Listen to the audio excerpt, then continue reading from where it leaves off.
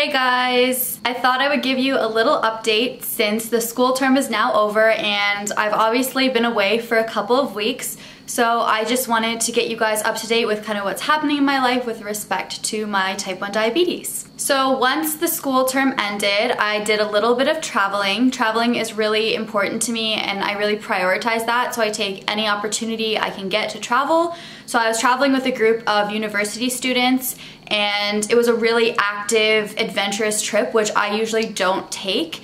And I usually kind of have to go at my own pace because of my diabetes. For example, sometimes I can't hike because I have low blood sugar and I have to wait for a while. But when you're on a group trip, you really can't do that because you kind of just have to go with the flow.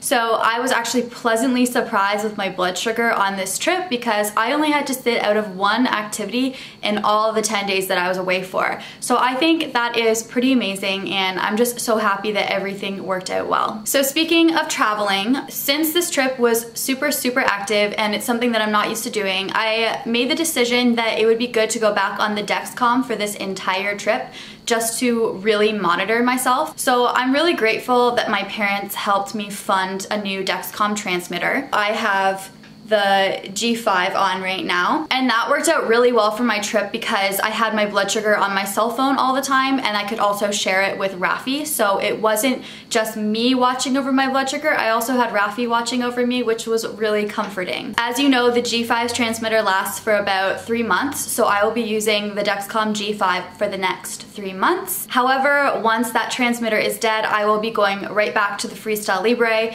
because, as most of you know from watching previous videos, I have a little bit of insurance coverage for the Freestyle Libre through my university. However, they fund 0% of the Dexcom, so I will be going back to the Libre after. Another update in my life is that I'm getting married next year and I went wedding dress shopping and I bought a wedding dress. So that was super exciting. I'm so happy with the dress that I found. I think it's perfect for me, and as soon as I put it on, I knew it was the right one. I have to say it was quite a challenge wedding dress shopping with an insulin pump. The seamstress says that she's going to try to put a pocket in my wedding dress. However, if she's not able to do this, I need to have a backup plan.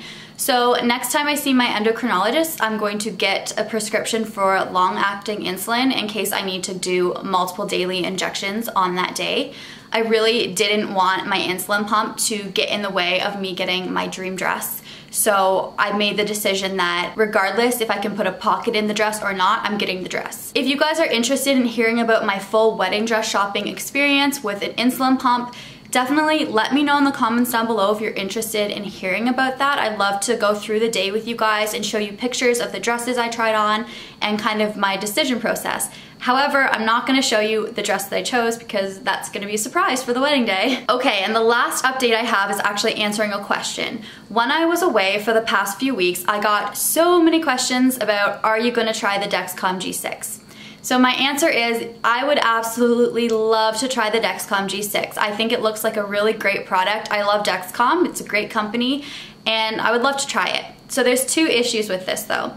Number one, I live in Canada and the Dexcom G6 has not even been approved here yet. It quite often takes a few months to even years after a piece of technology comes out in the United States for us to get it here in Canada. A good example of this would be the G5, what I have on now. I'm pretty sure we got this around 2 years after the United States. So it is quite a lag. I'm not sure if it's going to be the exact same length of time for the G6, but I'm not expecting it to come out anytime soon. The second issue is obviously funding. As I mentioned earlier in this video, I do not have any insurance coverage for Dexcom. It's all self-funded by myself and my parents, so that would also be an issue for me trying the G6. However, if I did have insurance for it, I would absolutely try it.